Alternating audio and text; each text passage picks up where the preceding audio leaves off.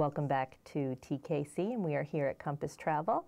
Joining me now is Dave Anderson, and Dave is in charge of volunteers in education at the Society for the Protection of New Hampshire Forests. Thanks for joining us. Thanks for having us.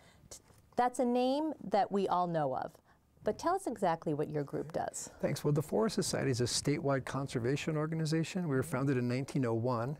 Wow. And we're a land trust, and we're also a forestry organization. So we protect land, and we also manage land and own land that we've protected. And we've protected some pretty significant landscapes. Most people are familiar with Mount Monadnock, and many people aren't familiar with the Forest Society's background on places like Mount Sunapee and Mount Kearsarge. Yes. And then also our work at the turn of the century to help to create the White Mountain National Forest. Okay. Altogether, the Forest Society, along with other partners, has protected more than 1 million acres of land conservation in New Hampshire. Our largest forest reservation is on Mount Monadnock. We have 4,500 acres, including the summit of Mount Monadnock that we still own. That's great, and that keeps it accessible so that people can use it and enjoy it, and it doesn't go into private land. Now, you're working on a purchase of a new piece of land in our area called the Black Mountain Forest. Why don't you tell us a bit about that? Right, and I would like to call it Mount Kearsarge because it's really part of Mount Kearsarge. It's the base, am I right? You're it close is. to There's the base? sort of two peaks when you look at Mount Kearsarge, and it's kind of got a long ridge, and that's Black Mountain, which is the smaller of the two peaks. And actually, the Forest Society began work on Mount Kearsarge in 1918 and bought 3,000 acres, including the summit, as a memorial to the Forest Society's first president, Frank West Rollins. And we've been continuing to work on the mountain. There's been about 15 tracts of land that have been protected, and about half of them, about 7 of them, have been protected by the Forest Society and then transferred to the state to be part of the 4,000-acre Mount Kearsarge State Forest or the Mount Kearsarge Wildlife Management Area. So that's pre-acquisition work. So we're continuing that legacy, and this piece is a piece that we want to purchase and own and keep. Yes. And does it connect with other lands that you already have? It actually fits really nicely, kind of jigsaw-like, into the existing state forest. It's located in Sutton, it's located in Warner, and it snuggles right up to Wilmot, where you live. And it actually is 1,025 acres. And it's a really nice piece of land. It's got about 1 mile of the Lincoln Trail, which is part of the much longer Sunapee-Ragged Kearsarge Greenway. In this area, it has a really important connecting corridor as part of the regional snowmobile trail network from Sutton to Warner.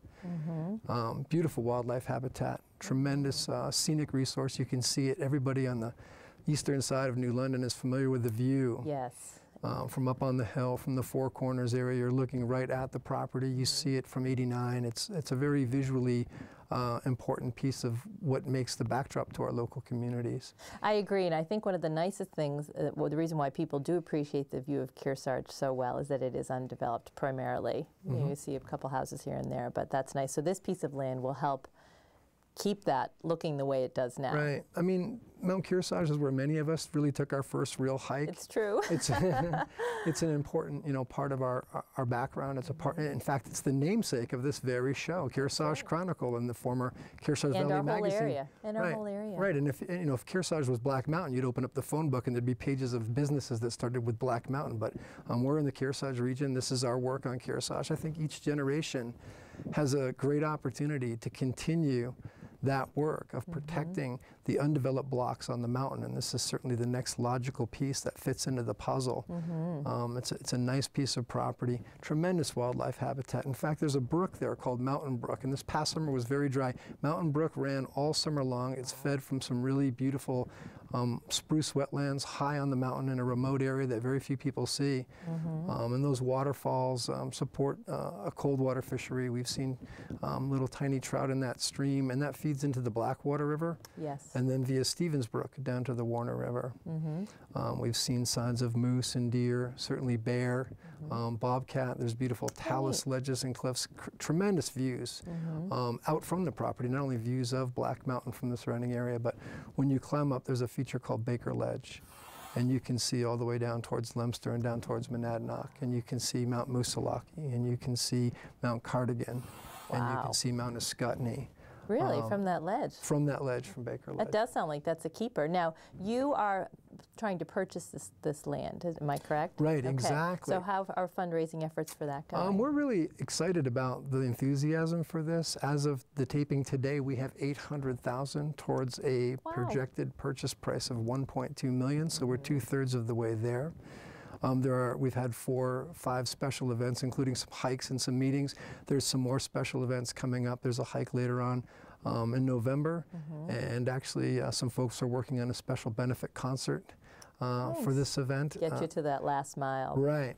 And I think we're going to do really well. People will have the opportunity to participate in this. So basically, we're 2/3 of the way there. We have about $400,000 to raise, and we have a firm deadline, December 15th. Ooh, okay, good. Well, so if any of our viewers want to get in touch with you, what's the best way? The best way is to go right to our website, which is www.forestsociety.org, and click on Black Mountain. Or they can call us at our Concord office, 224-9945, and say they're interested in Black Mountain, and we can certainly connect you with the people who are working in our development office to raise the money. Great. Well, it sounds like it is a very special place for us to try to preserve and annex already onto the beautiful Kearsarge Mountain right there. So good luck with your efforts. Thank you. Thank you for your information today. Thank you. When TKC returns, Scott Fabry, President and CEO of the Lake Sunapee Region VNA and Hospice, will talk about the support provided by the Hospice Bereavement Program in this week's Home Care Matters segment. We'll be back in a moment.